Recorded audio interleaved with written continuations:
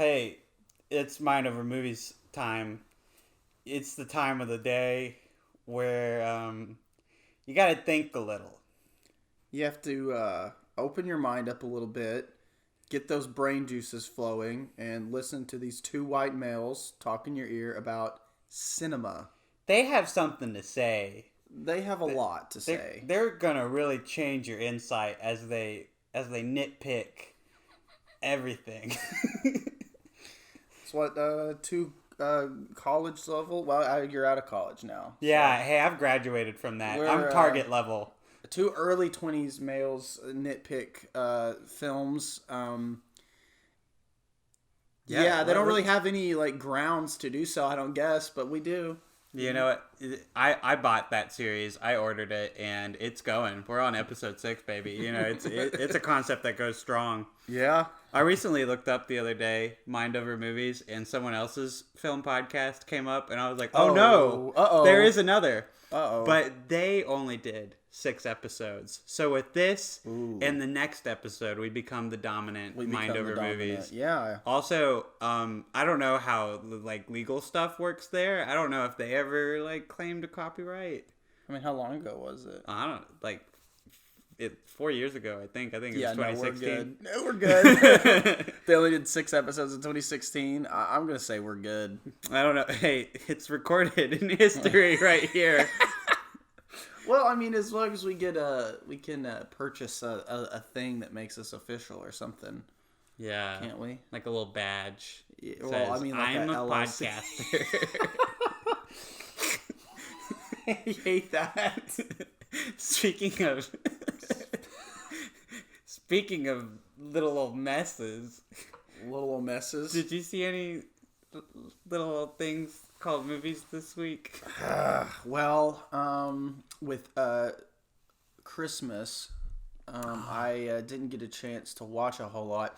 I did start watching. This is very obscure. This is not a new movie by any means, but if anybody's familiar with Louis L'Amour, the Western author, wrote tons of Western novels that have been adapted into films.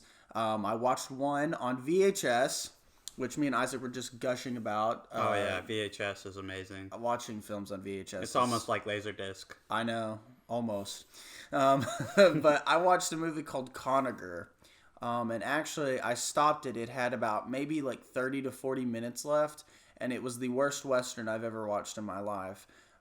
Very disappointed. Well, I've actually heard about that. You've heard about Conager?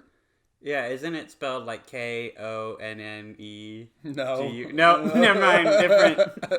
It's spelled Connagher. I've never heard of this. I'm sure it's not Louis L'Amour's fault because he's a great writer. The film was adapted. It was just the most boring Western I've ever seen. Most uninteresting piece of garbage, honestly. Sam Elliott, he was in it. He was Sam Elliott. Yeah, love Sam Elliott. That's like a recipe for success. I know. I know. It's not. It's it was very bad. The only enjoyment I got out of it is the fact that it was on VHS. So I would have stopped it way earlier, but I was enjoying just watching a movie on VHS that I literally kept watching it for that reason. And then it got to a point where I was tired and I was like, I'm going to bed. So I turned it off. So don't watch Conager, or go watch if you want. But that's all. That's really all I've seen in the Christmas holiday season with everything going on. We're big believers in watching movies at Christmas time. So when I got home, we watched a couple. Positive out of the way, I saw Point Break for the first time. I'd never ever seen it, and I think the hype is true. It's the greatest surfer crime movie of all time. Also, one of the most homoerotic movies I've ever seen. The fact that Patrick Swayze and Keanu Reeves do not make out by the end of that film's runtime it's a crime. It's a literal crime. They're about to do it at least 10 times. I felt like there's a line that Patrick Swayze says. It's, "You want me so bad, it's like acid in your mouth." What? No, what? Is that really I've never seen Point Break. So no, like, they're like into each other, dude. Like Bodhi and whatever Keanu Reeves' character is. There's an electricity to Keanu Reeves' performance. He's like doing this like surfer bro thing. Like at one point, his like boss is talking to him about like how like the undercover mission is going. He's like, "Are you getting chicks on the beach surfing all day?" And Keanu Reeves is like, "Sir, the correct term is babes." Why? Because he's undercover. He's a surfer now. I'm just. It's an arc.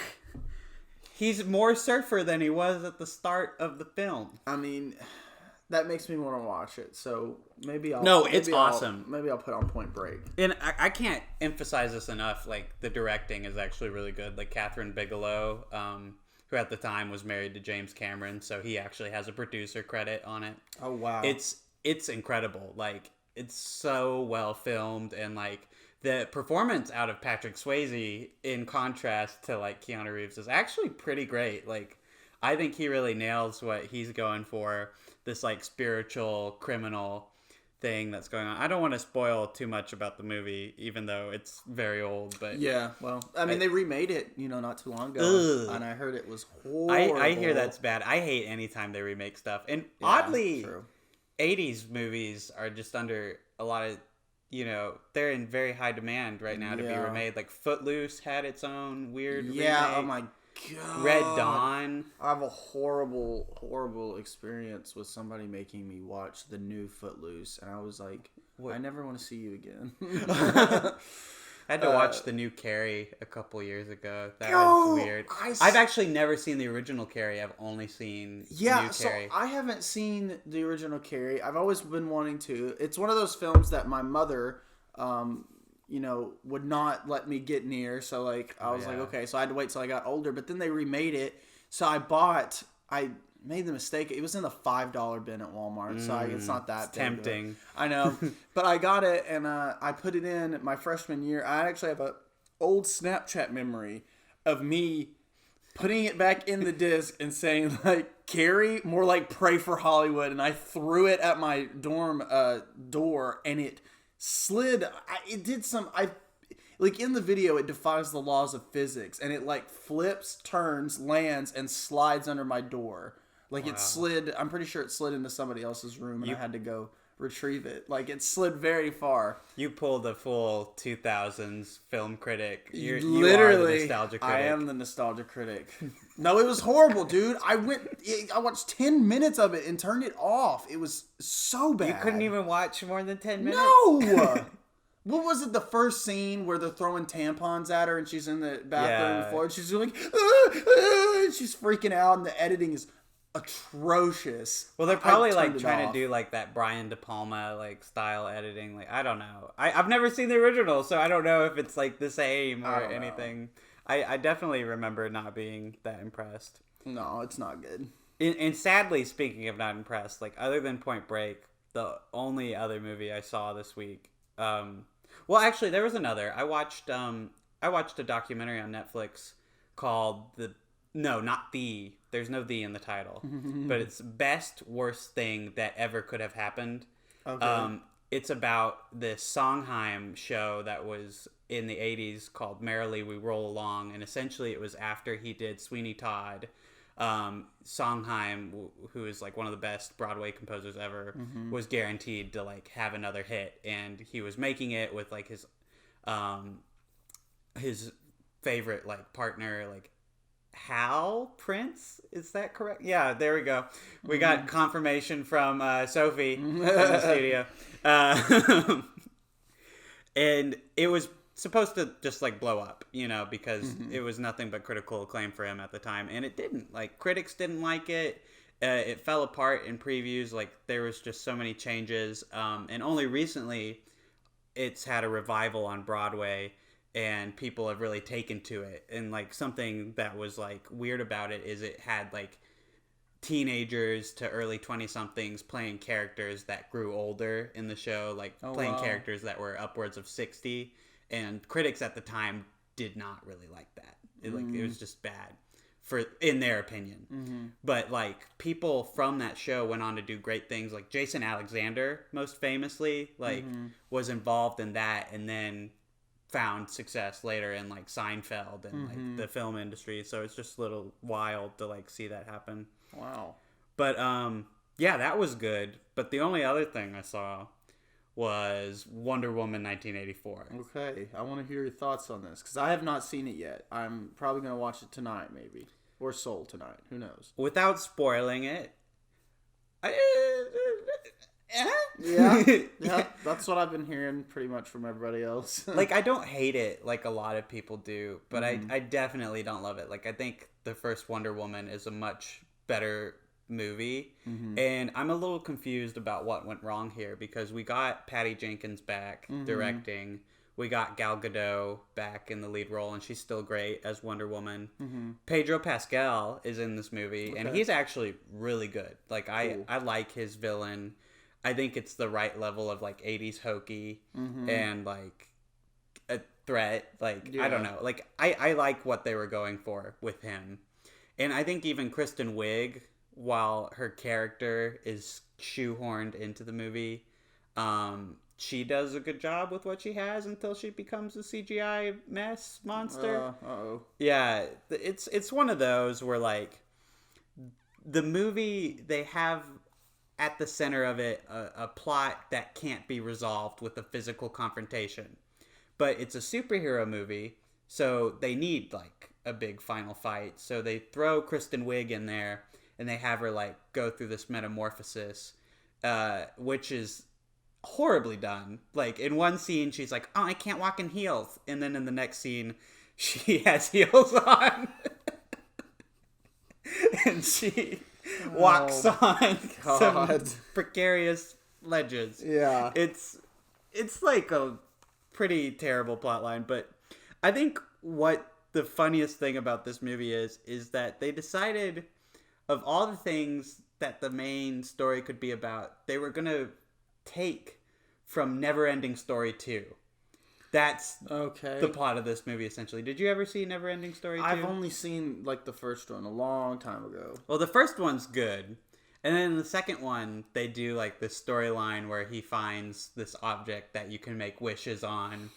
And he learns very quickly, like, oh no, wishing for things means taking the things you have right now for granted.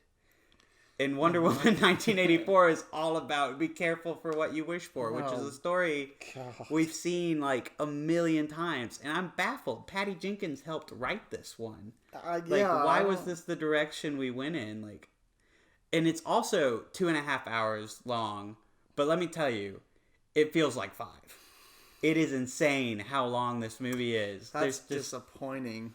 It's just so much that you can watch and like immediately be like, that should have been cut out. Like, what was the purpose of that? And like Chris Pine is back in the movie, and it's not well, it's explained pretty well, like how he comes back. But the problem is, you're gonna be distracted by the fact that there's like a serious moral dilemma with the way he comes back that the movie just like ignores.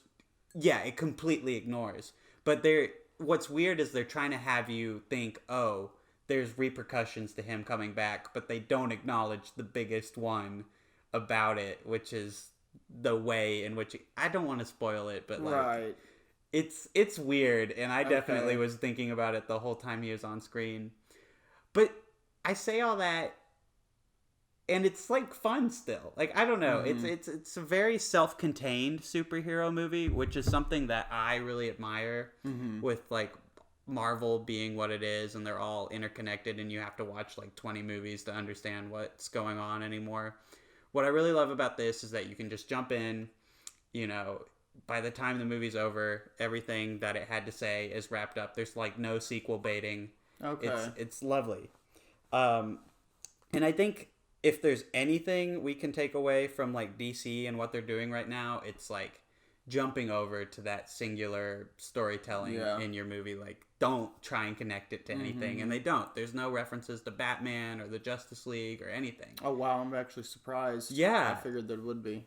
No, there's no fan servicey stuff like that. And like everything that is kind of fan servicey is within the world of Wonder Woman. And that's something I really appreciated. And like when the movie was working, like Pedro Pascal was on screen or Gal Gadot was given something to do, like it was pretty entertaining to watch. I just think that this really needed to go through the editing room like a couple more times. Right, okay. Which is crazy because they've had this since 2019 ready to go. Like they were going to release it in November of 2019 and then they didn't want to compete with James Bond or Star Wars, so they moved it, and then they moved it, and then they moved it. Yeah. And they've just had it all this time, and there's still, like, this length issue, and you can still see the green screen and Kristen Wiig's glasses, apparently. Really? Yeah, I went back and looked, and, like, she has these big glasses, like how I have on right now. And reflected in them is the studio. Like, you can see the light, the green screen, like, everything. It's crazy. It made it in there, but... I mean, since it's HBO, they'll probably fix it, like, next week. Yeah. They'll patch the movie. Release the 1.1 patch. Wow, that's ridiculous. I'm really interested to see it now, just because... I think it's going to be a doozy, you know, like, whether people really love this in retrospect or hate it or, you know, feel kind of... One of the film critics I watch on... I wouldn't call him a film critic. I love him, but he really just reviews like really mainstream like movies and more like comic book films, but he's really good at talking about them. And he talked about Wonder Woman 1984 and saying that he felt like it's ambitious. It was more ambitious than the first movie, which was good, but also it was too ambitious for its own good, because there was a point in the movie he was like where he felt like the movie figured out that it basically couldn't keep up with how big the movie had gotten within some of the plot aspects and stuff, and he just felt like that's where it kind of fell apart. Was kind of like they say your eyes are bigger than your stomach when you get them. I feel like that was probably the problem. I've never heard that phrase before. That? My eyes are bigger than my stomach. Yeah, I was at a church thing one time, and they had a buffet of food, and this lady came up behind me, and she's like. Because I had a huge plate of food, and she was like, she's like, your eyes are bigger than your stomach. They deceive your stomach. So it's like, cause when you're looking, you think you can eat all of it, and then you start eating it, and you figure out you can't eat all of it. That is some just like classic Southern wisdom. Right? Wow. Yeah. I learned something today. But, yeah, Sophie? Hey, you forgot a movie that you watched and really enjoyed. What? Which one? No, we talked about that last week. Never mind, sorry, I suck. So, 2020 was maybe the best year ever. I think that there has never been, a transitional year for film like this since maybe like 1970 or 1999. Those great movie years. I think this is possibly the greatest year in film. History. with Sonic the Hedgehog set to win Best Picture, it really makes you think about last year. Where were we at? Like all these shitty movies, Parasite, Little Women, Uncut what do those Gems. Have to say about anything? Nothing. When The Boy 2 came out this year, I said, that's it. Cinema's peak. I remember. I can't keep going with that shit. So... We were thinking, we want to do something special for the end of the year. And normally, the perfect way to cap off a year in film is to, like, give your best and worst list.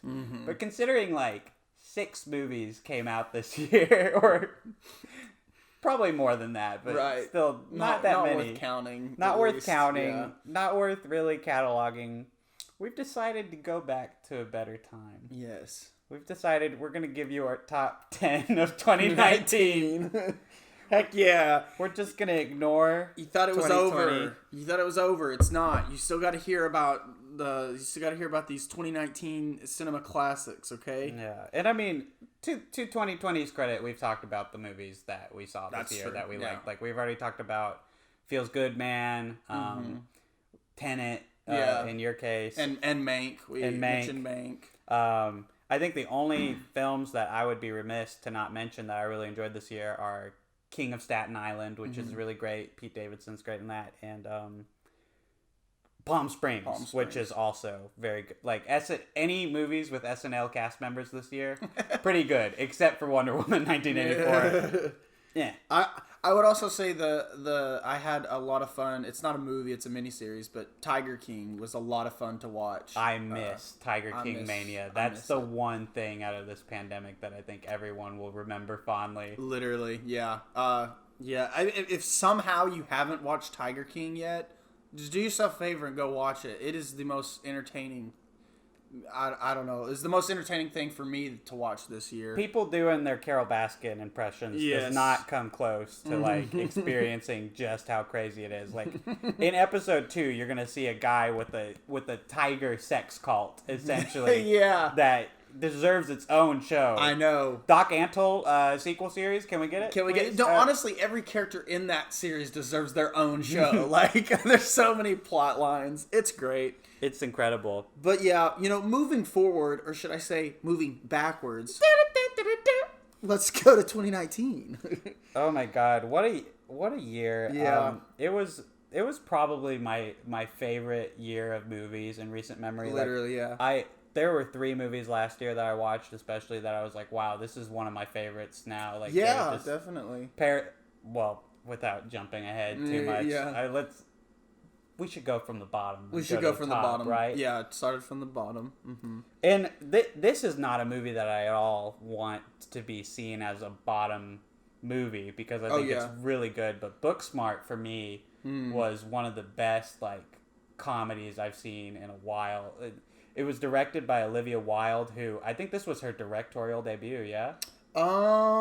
I think so. I was looking the other day. I think she had one other movie besides Booksmart that came before.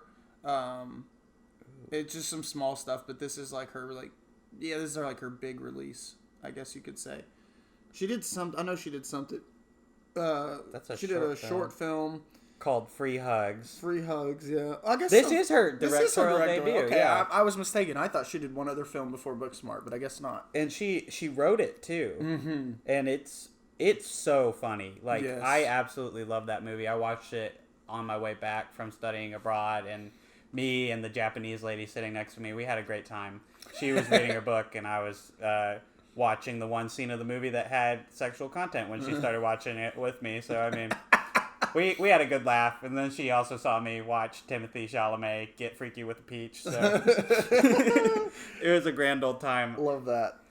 I think what really works about it is all the actors in it. Like the girls are great, and that kid from Santa Clarita Diet, I can't remember his name right now. He is so funny. Yeah, was he are you talking about? He's the one with the yacht. The yacht. I was about to say, I love his character. I was very surprised by Booksmart. I didn't expect it to be. I was like, it's another coming of age, like, teen movie. It's like, I'm thinking at this point, like, I've seen 8th Grade. Like, what can top that? Because 8th Grade was 8th Grade's also fantastic. Yeah. That was the year before. Oh, and we also have someone who's very passionate about Booksmart. Oh, yeah. Us.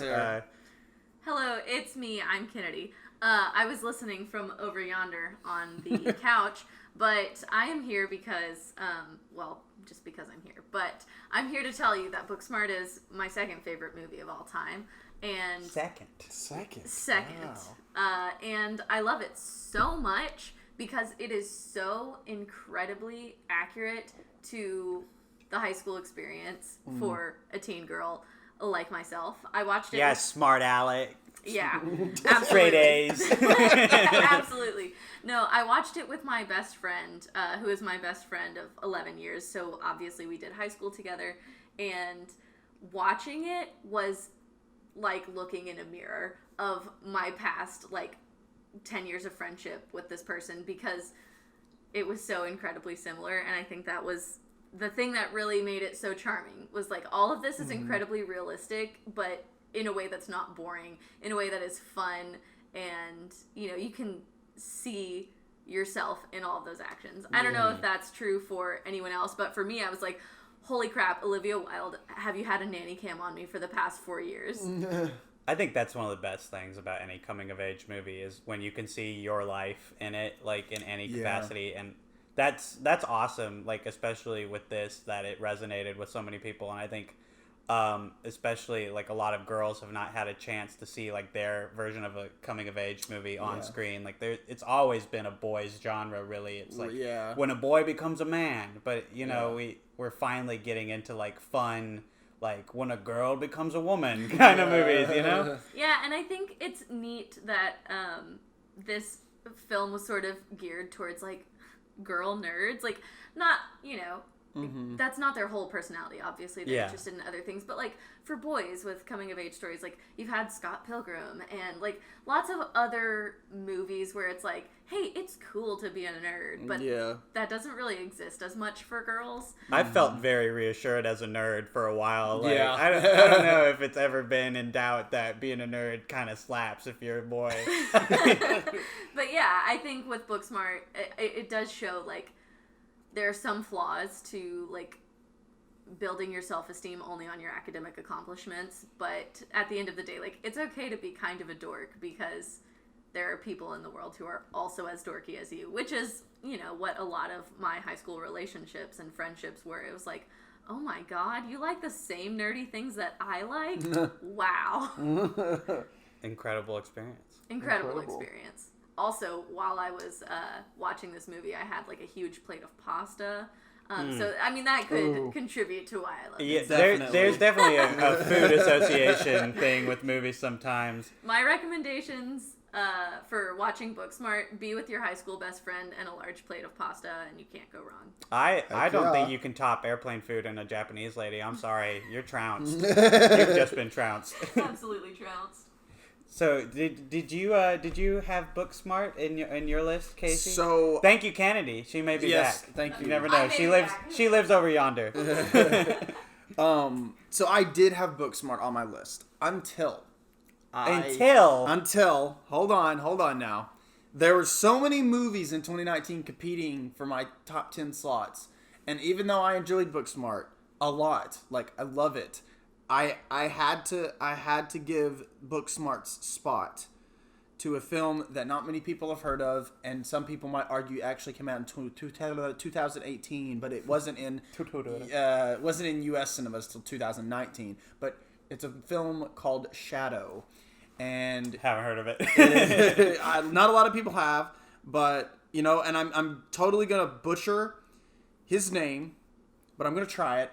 I think it's a Chinese name. Okay. It's can you say it? It's I know it's like Zhang Yimou. Zhang Yimou. Yeah. So he did films like Raise the Red Lantern and the pretty bad actually The Great Wall. With Matt Damon. I almost said Mark Wahlberg. Yeah. But I think it's Matt Damon. Yeah. I don't know why he did The Great Wall. Yeah, Matt Damon. I don't know why he did The Great Wall, but let me tell you, he's got this beautiful movie here called Shadow, and it is made to look like one of those old, I can't remember if it's Chinese or Japanese paintings where like it's black and white, it's like gray colors, but like certain things are like accented with colors. Like, so like in the film, I don't even want to tell you what it's about, but it's got some of the greatest battle sequences I've ever seen in a film ever. They have like blade umbrellas that they spin, and the blades like shoot out and like spin like freaking banger. I almost said bangerangs. Bangerangs. I meant what are those things that you throw and they come back at you? Are you boomerang? Yeah. I thought you were trying to describe like Batman's like batarangs for a second. I was like, you know that's not called. You don't have to add bat to like real life things. No, like boomerangs. The blades are like boomerangs. Anyway, and then they like slide on them. Like I don't know. It's a crazy film, but it's sounds like cool. It's colored so beautifully. The cinematography is just otherworldly. My man's is impassioned. I know. It's a great film. The story also is super like intense. And there's this crazy scene where it's like a husband and a wife, and they're like in this like cave, and they're across from each other, and they start playing like this string instrument, but it's like no discernible like music is coming out of it, but it's the most intense, like riveting scene I've ever seen. Like, really, it's crazy. You need to watch it. Everybody needs to watch it. I'll watch it. It's great. It's called Shadow. There's like a whole like 45-minute, or I think it's like actually 30-minute like war sequence towards the end, followed by like an assassination attempt with some ninjas. Dude, it's crazy. It's a crazy movie. I'm already sold. The instant they had batarangs in there, whatever. Yeah, you guys got to watch it. That was this movie that took Booksmart's place. Sorry, Kennedy's second favorite movie ever. Couldn't quite make Casey's best of 1 year list. I'm just saying, if it had replicated your high school experience like it replicated mine, maybe it would be ranked higher on your list. Maybe if opinions were all the same, maybe all our lists would look the same. Maybe if we all had the exact same life, we would think the same thing. Maybe so. No, I still love Booksmart though. But what's next on your list, buddy? Ooh, next on my list. This one is on a lot of people's like top spots. I like it a lot, but I think its appeal is limited over like multiple watchings. 1917, I think, is like one of the most technically like impressive movies I've seen in a long time, and it's so effective at being like essentially a World War I roller coaster ride. You're like, oh, here's the part where we're in the trenches. That's so bad. The little rat boys are out. They're knobbling on some tripwires. Yeah. It's the best version of It's a Small World I've experienced in the theater in a long time. Yeah, it's crazy.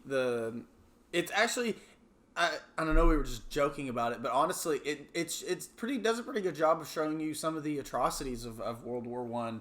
I think, especially the scene where he falls in the waterfall and he's having to swim through all the bloated dead bodies. It's quite horrible. And also the trenches scene, like right off the bat, seeing all the I don't see many movies about World War I. It's sort of like, I call it the forgotten war because World War II came along, the sequel kind of blew it out of the water. But honestly, there was it did up the stakes. Yeah, but World War I is still is a horrible event in history. But this movie's damn entertaining, and when showing you World War I, it's crazy. I think the gimmick of it, the one shot, and it's just all one continuous shot, is one of the biggest strengths of it. Like, just you can't help but look away because you're trying to look for some kind of cut or like very obvious like edit, and that sucks you in almost as much as like the movie does. And the fact that they pulled it off, or at least through digital alterations and edits and like that they've pulled it off, this effect is so cool. And just like, I think the greatest thing about 1917 is by the end of the movie, like where you look at where you've ended and like where you've started, you can see kind of everything laid out in that fashion, and it's just like a hell of a journey that you've been on. Yeah. And I think that's probably the movie's biggest strength too, is like you never feel like you can, be at ease until it's all over. Yeah. Like, definitely. While they're traveling, even with like fellow Allied soldiers, like you still feel tense. Like you still know that there's some shit that's gonna go down. Definitely. I think Sam Mendes is a really great director, and like where Spectre went wrong, I think he took all the lessons from that, and he was like, let's take the one thing that worked, which is the one shot opening, and let's make it feature length. I feel like also the I don't know, a lot of y'all might hate me, but I absolutely despise the movie Birdman because I think it's up its own ass. Well, I think you're entitled to your wrong opinion, but well, I think it's up its own ass, and I think that the one shot in Birdman doesn't really make any sense for me, but I think that the one shot in 1917 makes a lot of sense with the story, with following the characters on a long, arduous trek against battle, hardened lands and stuff, and I just don't think watching Michael Keaton walk in and out of a fucking building is that interesting to me in a one shot. I could see Isaac over here starting to sneer. we're gonna have to leave 1917, and we're gonna have to somehow walk away from that Birdman discussion. I'm gonna be sorry, a Isaac. whole basket of worms. This is your worst take since Lady Bird. Listen, no, Truly. I've changed my take on Lady Bird. Oh. I've talked about. Someone wants to come to the light now that Little Women showed him up. You know what? Just tell me your next slot, or else I'll be too cross to even function. Jeez. We're gonna have to have this argument. We're gonna have to have it out eventually, but I don't like going to sleep mad, David. I just want to take some time to myself and feel it out. I had Midsummer next on my list. Low. It's okay, whatever. But yeah, I mean, well, actually, I mean, okay, so I skipped one because I saw that it was higher up on your list, but Knives Out was that technically at the bottom of mine. Not that it's a bottom tier movie. I loved Knives Out. Yeah, I thought it Knives was Out is great. But I figured we would talk about Knives Out later since it was higher on your list. But I went ahead and said Midsummer because I fucking love Midsummer. I think it's great. I love Midsummer so much that I actually have been trying to edit my list unsuccessfully and put it into the number 4 spot because yeah. I think the more I think about Midsummer, I think the more I like it. Like Ari Aster has proven himself to be just one of the best directors of horror with 2 movies. Just 2 under his belt. And they're back to back. Like they came out 2018, 2019. And the fact that they're so good is insane to me. Yep. I think like the only thing I can nitpick about Midsummer is if you've seen Hereditary, your first thought might be like, oh, we're really going in with like the same plot points like in a lot of spaces, and like where I think Hereditary works a little bit better as a film, it's very close for me. Like I love Midsummer too, and I think that he's really done something special here. Like everything with this movie. Florence Pugh in the lead role is just incredible. Yes. 2019 was her year, by the way. Oh, definitely. I saw another movie that's not on my list, but like the one where she's a wrestler. Do you know That's that one? Fighting for My Family. Yeah, Fighting for My Family That's a was great really good. film. Yeah. I watched Midsummer and that, and I had no idea that Florence Pugh was the star in both of them until checking IMDb, and I was like, oh my god, what? Yeah. The power of a wig, people. Right? It tricks me, anyway. Yeah, it really was her year. But yeah, Midsummer is, it's kind of crazy that Ari Aster has just kind of come out of nowhere with 2, like, I think, like, magnum opus, like, horror films of the decade. It's pretty interesting. If the way he plays with themes, with showing themes through horror, I don't think anybody has done it as well as him. Yeah, like I mean, Jordan Peele, like Jordan Peele is with Get Out, yeah, like, definitely. But man, I mean, yeah, I mean, I was totally like I will never forget my Sadly, I didn't get to see Midsummer in theaters. Me either. I was way too busy with school. But I saw Hereditary in theaters, and let me tell you, I will never forget that experience. Yeah. God, I might have thrown up in the theater if I saw Hereditary there. Yeah. I dragged my friends to it, and I didn't realize what I was getting them into, and they were like halfway, like through the movie, they started looking over at me, and they're like, Casey, what the hell is this? And I'm like, I'm sorry, I don't know. I'm enjoying every minute of it, though. Hereditary makes me thankful I don't have a peanut allergy. Like, that's all I'll say. That's all I'll say. That is all. I'll never tell. But go watch Midsummer. Like, oh my god, it's brilliant. I love that, and it's number 4 on my list. I mean, we'll touch on rankings later as we get more specific, but I think next up for me is The Irishman. Okay. I really like The Irishman. I think that Scorsese has been one of my favorite directors for a while. Like Goodfellas is straight up just one of my favorite movies ever. I'm looking at a poster of it as we're speaking. Thanks, Kennedy. You're welcome. Merry Christmas. So I've always loved him, and especially his like crime movies. So when I heard that this one was 3 hours and 45 minutes and all the stars had been de-aged for it, like my first thought wasn't actually all that great. I was like, oh god, this is gonna be a mess. or at least very boring or not very well paced. And one could argue that seeing the movie, but I think if you watch the last hour of The Irishman and you're still not convinced by its like whole shtick, like if you don't see the point in it by then, like I think you've really missed out. Like I think The Irishman has one of the greatest last hours of any like crime movie I've ever seen. Just like, and it's one of the most depressing things ever, too. Definitely. So when I first watched The Irishman, I was kind of opposite of you. I don't really care about the de-aging thing. I heard that it was 3.5 hours long, and I was like, yes. I was so excited. I was like, a 3-hour gangster biopic from Scorsese. Let's go. And then I watched it and I loved it. Then I watched it a second time and I didn't like it. I ended up kind of being like, no, because I talked with some people about it, and then I was just kind of thinking, I was on the fence about it. I was like, you know what? I actually don't think this is. I think maybe Scorsese's maybe he's getting a little too old. Then I watched it again. Then I was like, never mind. No, it's great. I've solidified my opinion. I think it's great. It's pretty damn good. I like it a lot.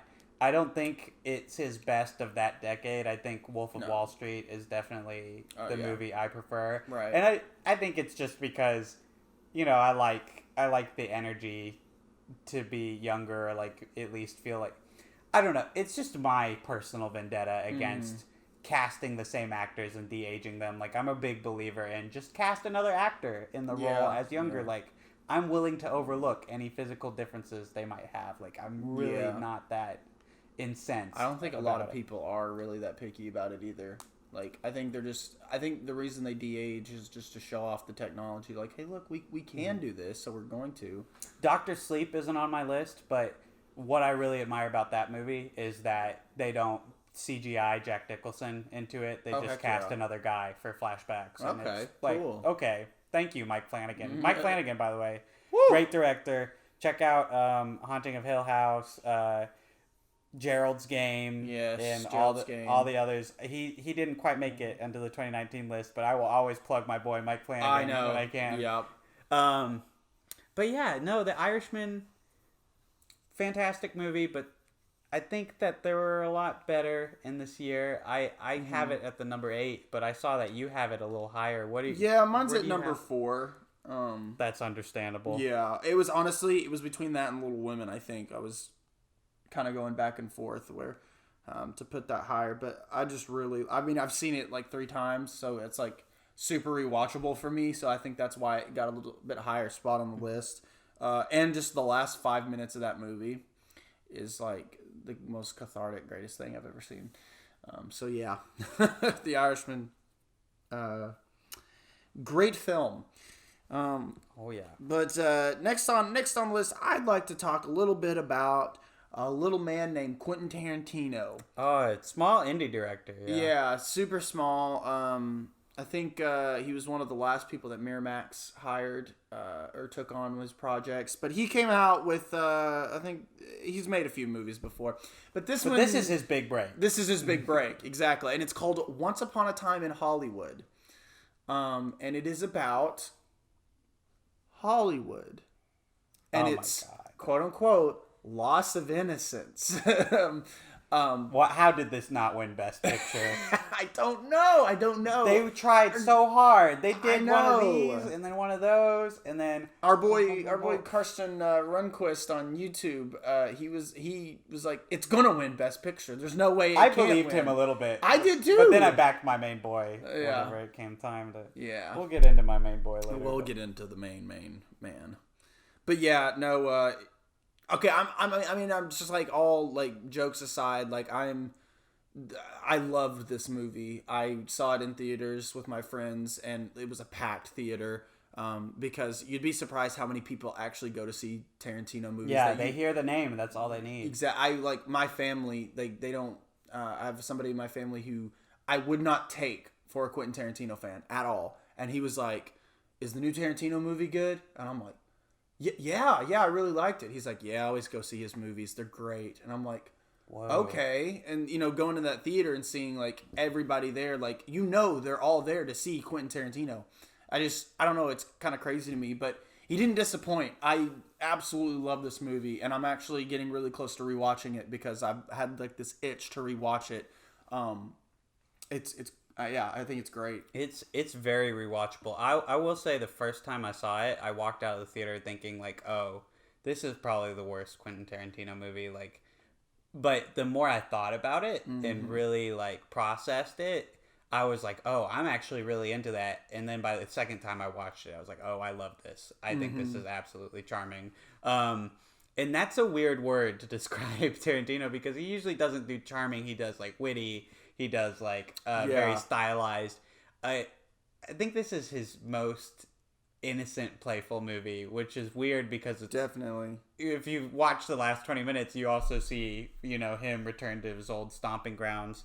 Oh yeah, definitely. Oh, but it's the greatest like payoff to a movie ever. I love the ending of I love Once the Upon ending. a Time in Hollywood, and I think that's really what sold me on the rest of it. Is if you're gonna change history a little bit, I think Tarantino's way is the best way to do it, which is to just fan fiction it. That's what I loved about Inglourious Bastards is they get to kill Hitler at the end, and I mean. The movie's been out for a year. We can talk spoilers, right? Well, spoiler warning. Spoiler warning in case for you haven't seen Once Upon a Time in Hollywood. But like the prevention of the Manson murders, I know, that is incredible to just watch because the whole movie you think, oh no, I know how history works. Well, if you go into the movie the right way and you know about Sharon Tate and you know about the Manson murders, you're gonna get a lot more out of it than if you have no idea about that. Like I actually didn't. I was a bit confused at the very beginning, when I started watching it, and until about I wouldn't say halfway through, but a little farther in, I figured out who everybody was, and I was like, because like I didn't really know anything about the movie before going in. I only watched the trailers, and the trailers didn't really tell you anything. Like the name Sharon Tate was thrown around, and I knew that the Manson. Family was going to be in the movie from what I had just read about it previously, but I wasn't really understanding what was happening until about like 30 minutes into the movie. Then I started realizing I was like, oh, okay, and I was like, she's gonna freaking die, and I was like, wait, and then it like totally changes at the end, and I was like, this is amazing, like I love this. It's he did another history rewrite, and it's the most like I think the most like wholesome like rewrite of history like ever. I'm surprised there was a lot of backlash to the ending of the movie. Like there was a lot of comments that it glorified like violence against women because one of the would-be killers is like a woman, but and she got her head stomped in like. But my counterpoint to that is the alternative was we were gonna watch Sharon Tate, a woman, be brutally murdered. Like that's one of the most brutal murders of true crime. Like they were cruel to her, and she was pregnant with a baby. Like that sounds awful. I would love to see any killer, regardless of gender, be killed in spectacular Tarantino fashion. Like, exactly. I don't think that was his point. I don't think that he really was thinking of that scene as like, oh, they're beating the shit out of a woman now, because they're beating the crap out of like all three of those killers. Yeah. Like, well, that's the point. It actually was it women that it was like two girls and a guy that came in? No. Was that historically accurate that it was the? Yeah, it was. Wasn't it two guys and one girl? I don't know. Two guys. I don't know. Whatever. I guess. Yeah, because in the movie it was two guys and a girl that came in trying to kill the dude. Anyway, I don't know. It's just. I don't know. I didn't see it like that. I just seen it as like Tarantino's having fun. Kind of killing the killers of our wonderful Sharon Tate. I think it's supposed to just be kind of like a fun ending. I don't think that looking into it from that angle really is a use to anyone. But anyway, I loved Once Upon a Time in Hollywood. That was great. Did too. I had my next one, Knives Out. Knives Out. Because I really like Rian Johnson as a director and writer. Like we'd probably have to do a whole individual episode to talk about like Last Jedi, but I really like Last Jedi. I like Looper. And I especially love his first movie he ever did, Brick, which I don't think he's topped. I think Brick. You don't think he's topped Brick? No, I think Brick's still my favorite one. I think there's something about that gritty, like filmed on like a budget that's clearly in the thousands range that I really love. And the high school setting in Brick is really great. Yeah, I don't know how he came up with that, like, just that whole idea of Brick. It's crazy to me. But what I love about Knives Out is he's finally returned to, like, that, like, mystery, like, kind of genre. And it's, like, in Agatha Christie form now, you know, with Daniel Craig even playing, you know, instead of Hercule Poirot, it's his, like, Louisianan detective, who I can't remember the name of now, but, like, it's my favorite role in the movie. Yeah. Like, he absolutely kills it. And what is her name? Ana de Armas is absolutely astounding in the lead role. Like, she carries this movie so well. Yeah. I absolutely love Knives Out. Like, I think it's just so perfectly paced. It's over 2 hours, but you definitely don't feel that. You don't feel it. No, my family actually went and saw it in the theater. They were, like, shopping one day, I think, or they were all out, and they were like, let's watch this movie. It looks cool. And I would never peg them to watch, you know, Knives Out, but they watched it and they said they loved it. So, yeah, it's just a great, like, murder mystery movie with, like, 6 twists that I love. And I think it's great. And a fair bit of political commentary. And also, we're joined again by Kennedy, who lives over yonder. Kennedy, you have some thoughts on Knives Out? Yes, I have some thoughts on Knives Out. I also really loved Knives Out, but I am a big fan of the murder mystery in a big house genre. And although I don't have any, like, new insightful comments to bring to Knives Out, because everybody's talked about how brilliant it is already, I would like to offer some recommendations. If you liked Knives Out, might I suggest my favorite movie of all time, Clue. I knew it! I love Clue.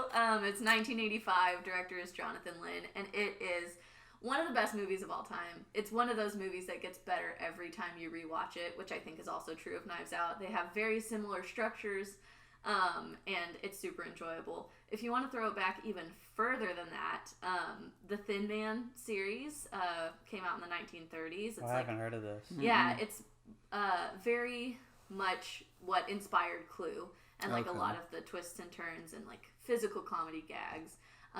One of my best friends suggested it, and I watched it and was like, oh my god, this is what Clue is based on, very clearly.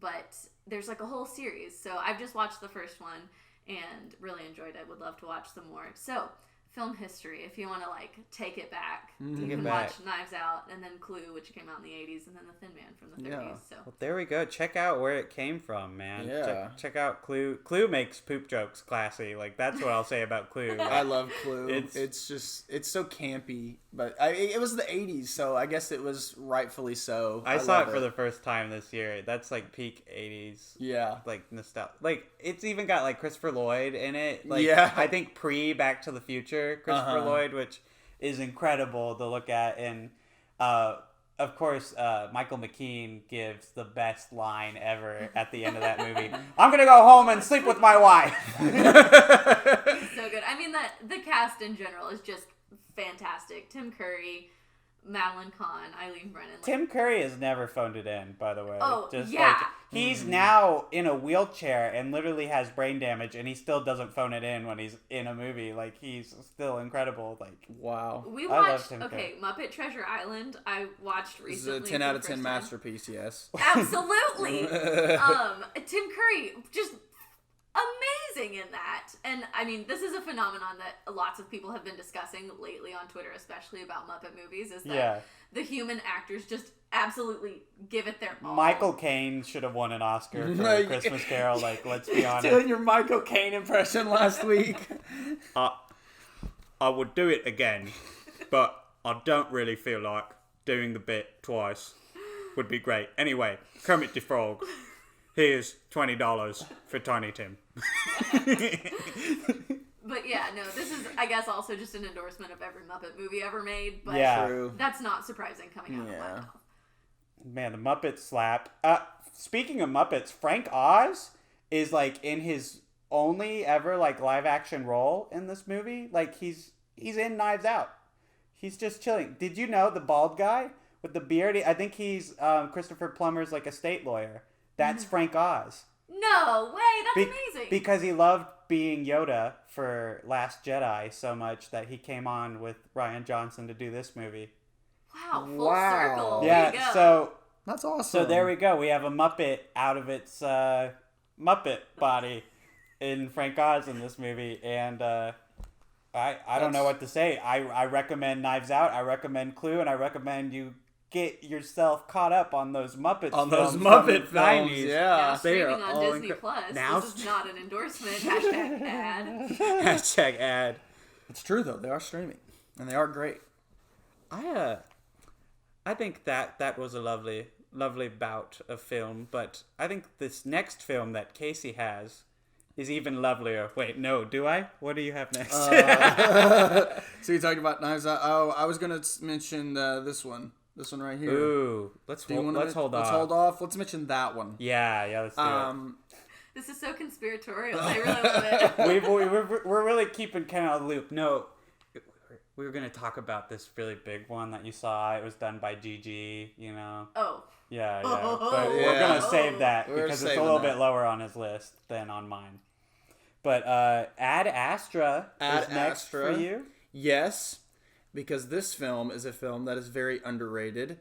It is a space film, and I love space films. But I think this movie is quite literally the antithesis of 2001: A Space Odyssey. Yes. And I love it for that. And I also love it because it has so many religious themes, undertones. Like, it is very much a non-religious about religion movie, like in space with space pirates in a scene. I love that. Yeah, they go to the moon and literally there's pirates. Excuse me, but it's played seriously. I know, and it's I absolutely, I can't tell you how much I loved Ad Astra. I think the filmmaking is incredible. It's one of the most beautifully shot movies I've seen in recent years. I will never forget how gorgeous Ad Astra is. Like, I definitely thought it was going to make more of a splash, but I know, right? It was a box office disappointment. Yeah? I know. Yeah. For the most part, it was, and I'm super surprised because with a trailer like that. Do you remember the trailer for that movie? Yeah, it made me think. So riveting. I was like, if I weren't studying abroad right now, I'd be in the theaters watching Ad Astra. Right? And then I had a friend that said, yeah, we're going to go see Ad Astra. And I was like, tell me how it is. And he sent back, 2.5 hours later, he sent back 10 fire emojis. I'm like, okay, let's go. And I drugged Donna to it. Donna, I don't think liked it as much as I did. I don't, maybe she did. I just don't remember her being as giddy about it as I was after leaving the theater. I was like, that was so awesome. This is so amazing. I want to watch it again. I bought it as soon as it came out, on a physical copy. But yeah, I just really believe that this movie is probably going to have a resurgence of people wanting to watch it later. A cult hit? A cult following, yeah. I don't know. It got great reviews, and it's got Brad Pitt and Tommy Lee Jones, and I think the thing is, it's a bit art house for people. I think people want Moon Pirates for the full 2 hours. 2 hours, yeah. And what you get instead is a very contemplative, what if we are alone in the universe kind of movie. And I don't think that's everyone's cup of tea, really. But I definitely really dug it. I have 13 movies that I wrote down that I really admire. Ad Astra is one of them that didn't quite crack the top 10, but I do really love that. I will say it's in my top 3. It's my third pick. So okay, yeah, I love it. I think it's brilliant. I'm gonna jump into what was my. We've already talked about Once Upon a Time in Hollywood, which I am gonna lock in at number 6, and then Marriage Story. Okay. Is the next one for me. I really liked Marriage Story. I know that we talked about it last year. Yeah. I just think Noah Baumbach is one of my favorite directors working today. All of his movies are very dialogue driven, and the dialogue is always so good. I think mumblecore movies. Mumblecore, French New Wave style movies. I don't know. He's like dark universe Wes Anderson to me. Definitely. I don't know how to describe it other than that. Like, Yeah. he's just a little bit more depressing, but just Yeah. as dysfunctional. Like they both talk about the dysfunctional family unit a lot, and I think Marriage Story is one of the most riveting looks at divorce since his other movie, The Squid and the Whale. Yeah. I just love the score by Randy Newman. I think Adam Driver kills it. I don't typically love Scarlett Johansson, but I think she's also fantastic in this movie. She did a pretty good job in this movie, yeah. I love it. And like any great movie, it features Stephen Sondheim quite a bit. Like, it has songs from the musical company that I think are just really well done. Like, Adam Driver makes what would have been just a drunk karaoke scene into like art, dude. Like, right. I love that. I can't recommend it enough. If you haven't caught Marriage Story from last year, that's one I would definitely say you should check out. What's your next guy? I think are we getting too we're close? We're getting close. I think we can talk about, or what, maybe we hold off on that one. Maybe I don't know. let me just say, our number 2. Midsummer is number 4 for me. Okay, The Irishman like is that. number 4 for me. Okay, so with that, we've cracked your number 3, which is Ad Astra. So we can talk about one of my favorite movies of last year that maybe Kennedy, who lives over yonder, will want to join in on here in a little bit.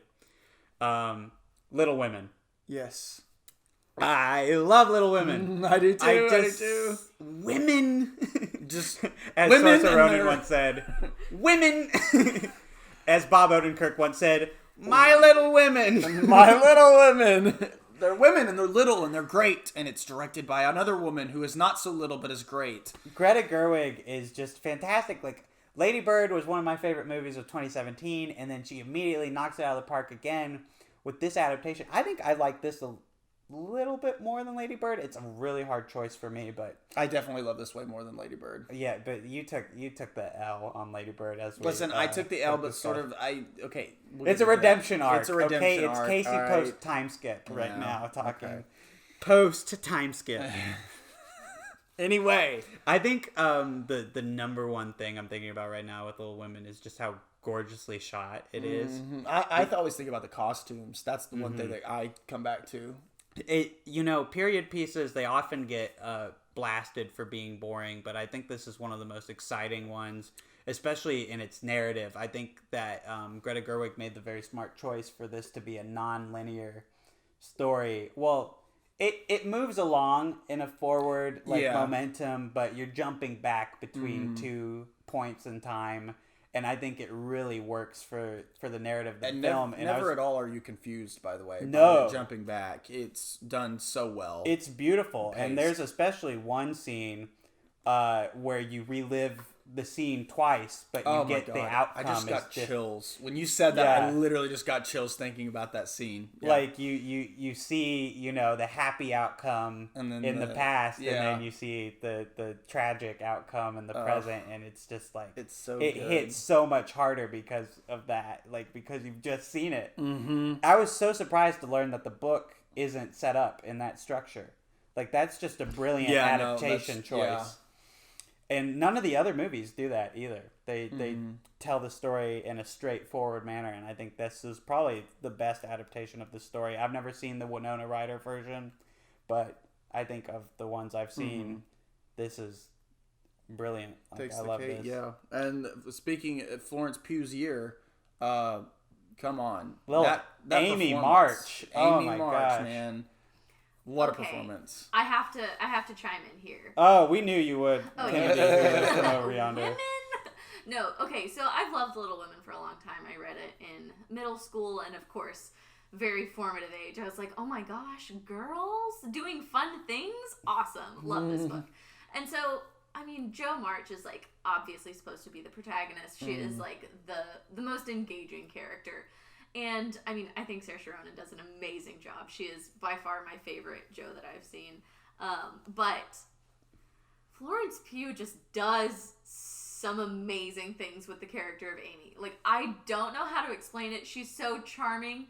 And I think one of the things that I love is, like, the switch that she makes from being this, like, whiny, petulant child as younger Amy to this like very mature, stoic woman in the later scenes. She's just amazing. Florence Pugh. Wow.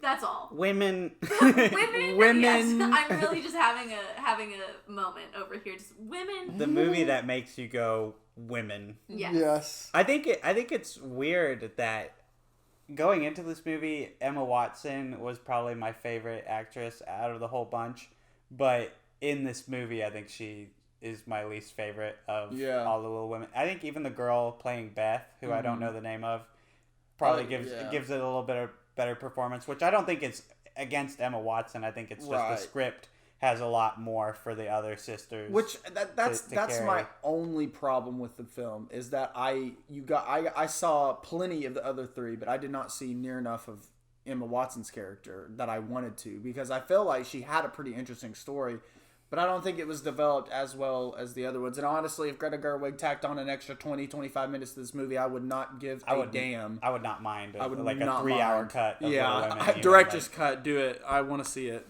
It's great. I do think that Meg March gets the short. I'm so sorry. Uh-oh. Go ahead. There was some rapper in here for a second. I don't know what's going on. Opened up the door and said, my apologies. My apologies. No, but I do think that Meg March gets the short end of the stick because she's like married and her only like conflict. Lame. Yeah. Like really her only concern in this adaptation is like, oh, I'm poor. I love my husband, but I'm poor, and I love dresses. But I'm poor. I do feel like her character could have been developed a little more thoroughly because really all you learn about her is she wants fancy dresses because her friends have fancy dresses. Yeah. And she's poor. I do feel like her relationship with her sisters could have been more fleshed out because she's sort of just in the scenes, but not really, contributing to the family dynamic as much. It's a shame because, Emma Watson is a really talented actress, and it just would have been nice to see her get to do more. But, it's not offensive at all to have the character be underdeveloped, and like everyone else is really well-rounded and great. So it hardly detracts from it for me. And in fact, on Letterboxd, I've given this the coveted 5 out of 5. Whoa! Letterboxd critic coming through. You can see my badge right here. You're going to want to let me have a table at this restaurant here. And don't worry, meals on you. Is that famous podcaster badge that makes you legal? Yeah. The very same. I forgot that I carry that thing on me. I always keep that MF thing on me. Thing. Oh, God. Well, nothing but praises for Little Women, but as we get into the top two, we do have a divergence before we come back together. Yes. What's your number 2, Casey? My number 2 is a little old film called The Lighthouse by Robert Eggers. And it's so good, I gave it the coveted 5 stars. I drove to Oklahoma to catch this movie in a theater. 2 days later, the Little Rock Cinema released it in their theater, and me and Luke were so mad. But I literally got a ticket trying to see this movie in a theater because going to Oklahoma, there's like 4 toll booths, and I had no cash, and I had to run one of them because there was nobody there, and I just stopped. A crime on the podcast. A crime. They sent me the ticket. They took a murder most foul. Literally, a siren went off, and it's flashed my picture. But anyway, I ran a freaking toll booth because we were trying to get to the movie, and we got in the theater the minute it started playing. Only a minute had passed, and we hadn't missed anything. And we sat down, and the theater was so freaking dark, everything, all the lights are off, and there was limited light coming out of the screen because it's in that beautiful box aspect ratio, and it was black and white, and the dialogue, you had to sit there and kind of decipher what they were saying, and then it was just a horrifying experience into a descent into madness that was just great, with a bunch of ocean lore, I guess you would call it. some interesting vignette shots that were beautiful. And I've seen this movie like 3 times now. I saw it twice in theaters and then once on DVD. Or maybe did I see it all 3 times in theaters? Can't remember. But yes, it is my number 2 film of the year. Robert Eggers, he came out with The Witch, or the Vivitch, as some people call it. I really love The Vivitch. I love The Witch. I love his style of like just making films, just like direct, like everything, the way he writes and directs. I love that style, and he brought that over into The Lighthouse, and it translated so freaking well. And I love it. That's my spiel. Okay, it's not on my list, and I have seen it. But I think the problem is I went into it with wildly different expectations for what the movie was. Because essentially from March of 2019, the first review I saw of The Lighthouse came out is from one of my favorite YouTube film critics, Your Movie Sucks, and he gave it 10 out of 10. And he never gives any movie a 10 out of 10. So I was hyped from that point on. And then like literally all of my film friends went to go see this, and they were like, this is amazing, this is one of the best movies ever. And so I finally got to watch it in January of this year at home, and I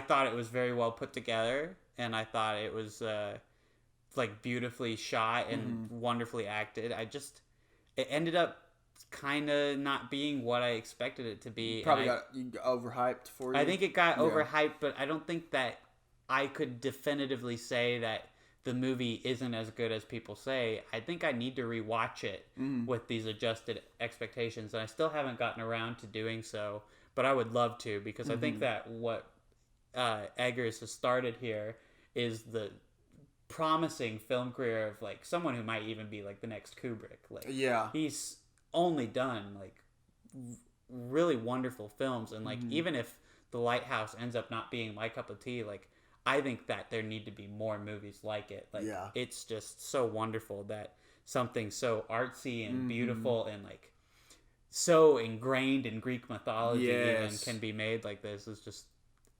excellent. I know. I really love that. It's so good. And it's also got a theme of like toxic masculinity thrown in there. And it's crazy. It's so good. This does it all. I know. And some. Literally. I mean, there was only like, it was a hard pick between this and the other one. But my number 1 just has a little bit over the top. Same. It's my number 1 too. We're going to pause really quick. And we're back. That's more of a bodily needs trip there that just happened. That wasn't anything to do with Sophie, our elusive editor. Yeah. But what's your number 2, buddy? My number 2 is something that's not on your list either. No, we not both even had close. Yeah, very differing views. I'm sorry. So Casey's taking the L on this one, but the Safdie brothers created a masterpiece last year, and it's called Uncut Gems. Yep. And this really surprises me because I have no love for Adam Sandler, really. I think most of his movies are complete trash. Yeah, they're dog. I think the best ones that he's in, he has no creative control over, like Punch Drunk Love. Yeah. You know, that's all Paul Thomas Anderson's baby. And I think he's brilliant in this. I absolutely love his character. He's so slimy, but in my opinion, you want to root for him. You want to see him come through anyway. Like, it walks that fine line. And something I love about the Safdie brothers is they know how to make tension like no other. Like, what I really loved about Good Time was that, and I've rewatched Good Time since Uncut Gems came out. I used to not be a super big fan of that, but now that I've seen what they can do, I went back and I really appreciated what's happening in Good Time.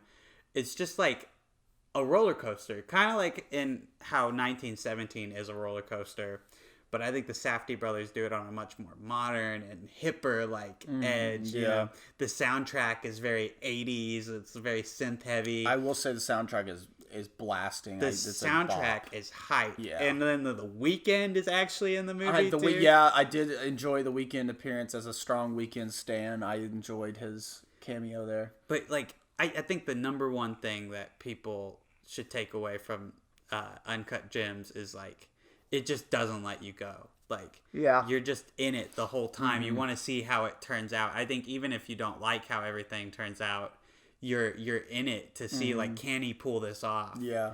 And I think that they find the most satisfying way to do it without just making it too easy, you know? Yeah. And I've never seen a character written so stupid but so smart at the same time. Yeah. Which I think they pulled that off really well. He's such a stupid idiot. Like the whole time watching the movie, I'm like, dude, you got to stop this. But in a way, he's really clever. But it's an interesting. He's an interesting character, and I think Adam Sandler played him really well. I do. I think it's a shame that he wasn't even nominated for an actor award here. I gotta admit, I kind of thought that was a bit of a snub on the Academy side. The whole movie didn't get anything. Like, which really surprised me. Yeah. Like, it at least deserved a Best Editing nomination, in my opinion, or, like, Best Score, because the score, again, slaps like no other. Yeah, it's crazy. Honestly, I mean, I don't enjoy the movie as much as everybody else does, apparently. I'm really in the minority on this. You're really taking the L on this one. I really disliked this movie for a number of reasons that I won't get into. It won't steal Isaac's flame or thunder. Yeah, don't Stop steal calling me! Anyway, but I won't steal your flame by going over why I think it's not a great movie. But I will say I think my favorite part of the movie is the first like 10 minutes. Honestly, just like the opener, I think is a strong opening for a film. I hate the freaking ending, but I love that. I love the ending. I love the like ethereal like shots like with the diamond like that are all throughout the movie. I just love this movie so much, and I think that that scene with the door not working deserves an Oscar for Best Picture on its own. Like I gotta admit, incredible. I was cackling like that whole scene. That's an incredible scene. Yeah. But Casey, we can kiss and make up for our number one because it's a shared one, and I feel like this is the only correct answer for when someone best says movie like best movie of 2019. The only answer you could ever give, and I know you guys, it's coming. Parasite, baby! God. Woo! That's what we've been waiting for. It's so metaphorical. Parasite was a movie that I saw, and instantly after it was done, I was like, that is one of my favorite movies I've ever seen. And that doesn't happen very much. Like, I definitely usually have to watch something multiple times before I can decide that. And I've watched Parasite 3 or 4 times since then, and I still love it. Yeah, the same amount. I want to watch it right now, actually. Like, it gets better with every viewing, I think. I've never really loved anything I've seen by Bong Joon-ho. Like, I like Snowpiercer, all right, and I watched some of Okja a couple years ago. I didn't finish it. I need to see The Host or some of his actual Korean language movies. Host, yeah. But I'm glad to see him going back to his home country and making this movie there, because it's a lot less weird for me to see American actors doing this dialogue. It's like now it's in that culture, and I think in Parasite it's so good. Everything's so good, like the cinematography, the performances, the script is just so sharp, and you never know where it's going. Like, I don't want to talk spoilers for Parasite genuinely, because if there's anyone who hasn't seen it yet, I want them to go in knowing nothing, because that is the definitive way to experience this movie. That's the only way to experience this movie, is if you know absolutely nothing. I had no idea where it was going. Like, I didn't know if it was like going to end up being like a heist movie or a horror movie or what, like based off of the title. And I was hooked every minute. Yeah. Like, even that like 20-minute ending sequence that people sometimes are like, oh, that's a little overly long and that really pads the script. Nuh-uh. Yeah. That's great. No, I love that too. I love it too. Yeah. I think when I first walked out of the movie, that ending, montage sequence, that was really the only thing that threw me off about it. But then I saw it again, and I was like, you know what? No, it works. It works super well, I think.